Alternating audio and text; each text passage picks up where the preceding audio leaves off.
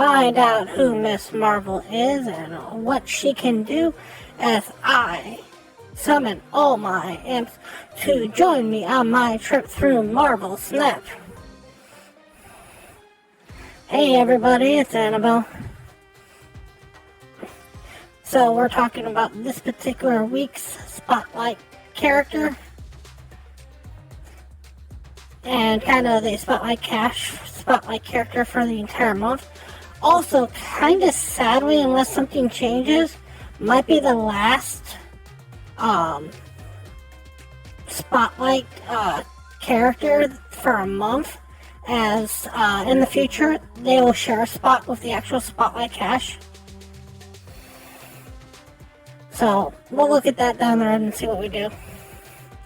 I might make two videos, one on the actual season pass card and the season itself, and one on the actual Spotlight Cache. This might be what I do though. So let's talk about the brand new card in the shop, which this happens to be Miss Marvel. So Miss Marvel grew up idolizing superheroes like Carol Danvers, aka Captain Marvel, never dreaming she'd have the opportunity to join her role models in safeguarding society from the forces of evils. Miss Marvel was an odd duck. Then one night, hoping to prove herself to be more, she went against her parents' wishes to a party where she was blanketed in a special mist. She awoke, transformed into a younger Carol Danvers in her Miss Marvel costume and struggled to gain control of her new powers. Miss Marvel now fights side by side with some of those she once idolized, though she's still learning the ropes of her powers and being a hero. Miss Marvel's powers are the fact that she has the superhuman ability to shapeshift. She can transform her body or parts of it to aid her. Her cells manifest multiple possibilities due to the fact that she is able to share her mass through time with different versions of herself. Miss Marvel's inhuman ability to alter shape and size and sharing cells with different versions of herself is characterized in Marvel Snap by giving adjacent locations +5 power and them needing to be unique. So let's talk about this card. Let's talk about what it actually does in the game. So the quick part of this is if we go to the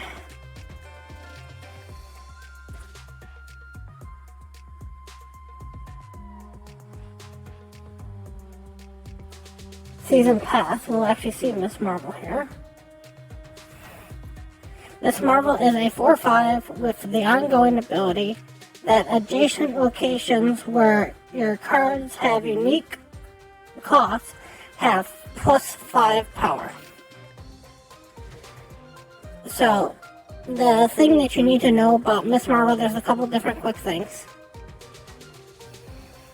First of all, she makes the most sense in the middle, of course. Second of all, the +5 power doesn't go to the middle at all. If you play her in the middle, of course. And third of all, if your other two locations, if you just play her middle slot and your other two locations are completely blank, they don't get any power. So they need to have at least one card in them to get any kind of power. So my view on her is she's a 2-cost card. And let me explain exactly why. Hey, Hiker! So there's basically 2 cards that you need to look at the most in order to understand why I think Miss Marvel is a 2-star card. The first card that you kind of gotta look at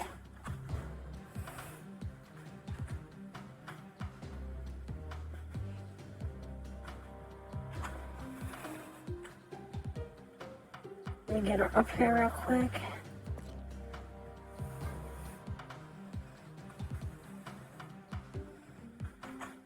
The MA? Let me just do this by alphabetically.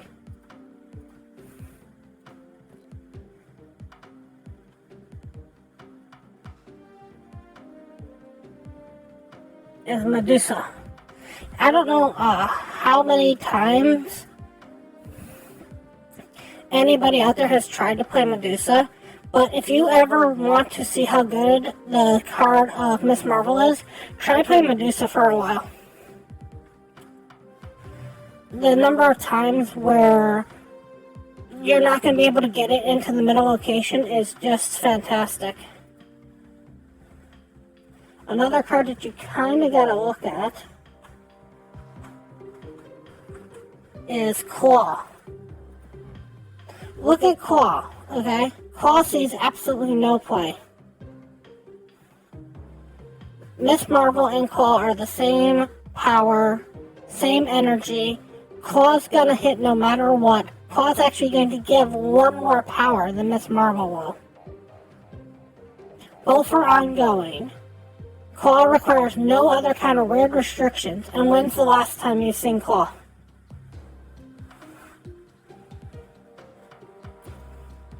So, that's the two cards that you gotta look at. The other thing that you gotta kind of know about with her is because of the fact that if the other location is empty, you don't get anything off of it. So, say this is the first location, the second location, and the third location. So let's say Base is first, Agatha is second, and Red Panther is third. If you have Agatha be Sanctum Sanctorum, you can't put any power into there unless you are already having some other card that would go into that Sanctum Sanctorum. Because you can't play the Miss Marvel there. And it's not going to get any power because there's no card sitting there. The other problem that you have with Miss Marvel is because it requires that unique mana cost, energy cost I should say, makes it so that there's a way that you can just completely turn her off. Barring the Cosmos, barring the Enchantresses, barring the rogues that might exist. Just the fact that if somebody kicks over a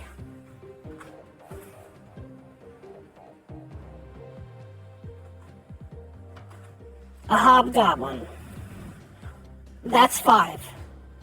If someone kicks over a Green Goblin, that's a 3.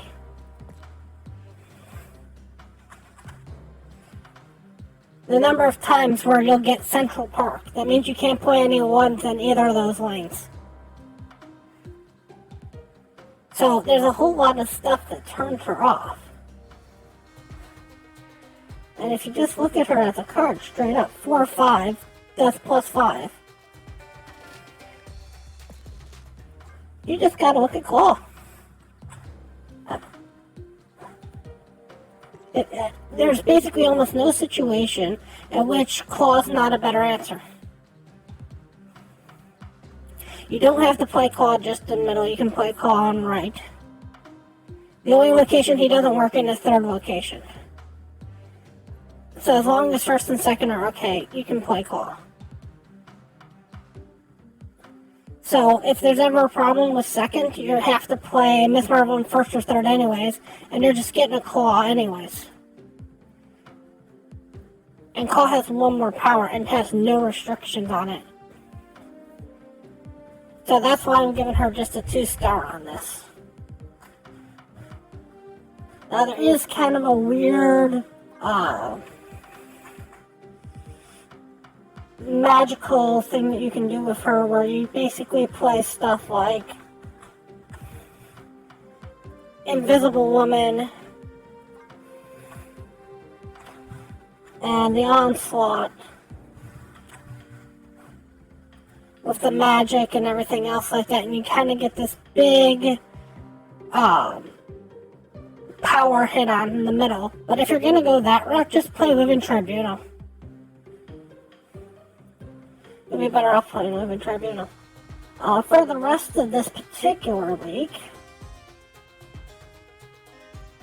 the cards in this particular week are Elith,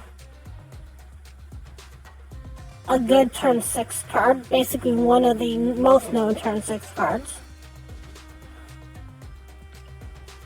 No, another turn 6 card.